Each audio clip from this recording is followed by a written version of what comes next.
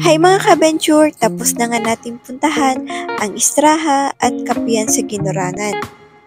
Dito sa lugar ng Lagunoy. Ang susunod naman at huling pupuntahan natin dito ngayong araw sa lugar mismo ng Lagunoy ay ang Cheras Altas or mas kilala sa tawag na Kalayaan View Deck. Bago ka pala makarating sa mismong Cheras Altas, ay kailangan alam mo muna yung mga rules nila. Kapag hindi ka pala magdadine-in, ay may entrance fee sila na 25 pesos. Bawal din pala na magdala ka ng sarili mong pagkain at inumin sa mismong loob ng Cheras Altas. And isa pa sa rules nila, bawal din manigarilyo sa loob mismo ng kape. Kung nakabike ka naman, papunta dito sa Ginurangan, Lagunoy, ay bawal rin sa loob mismo ng kape ang bike. Pero meron naman silang parking area.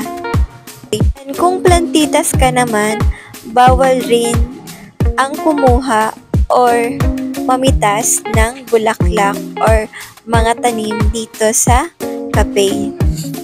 Ang pinaka main purpose pala namin kung bakit pumunta pa kami dito sa Cheras Altas ay dito daw mismo sa loob ay matatanaw mo ang napakagandang view ng Ginurangan, Lagunoy. Nang makarating na nga kami sa mismong bungad ng kape, ang una naming ginawa ay nagpa-picture muna kami. Nang matapos na nga kaming magpa-picture ay agad-agad kaming pumasok sa mismong kape. Sobrang excited na nga akong pumasok kasi gusto ko na talagang malaman kung ano ba ang nasa loob nitong kape. And nang pagpasok nga namin, sobrang na-amaze talaga ako sa gandang view na natanaw namin mismo dito. Sobrang ganda pala talaga ng tanawin mismo dito sa loob ng kape.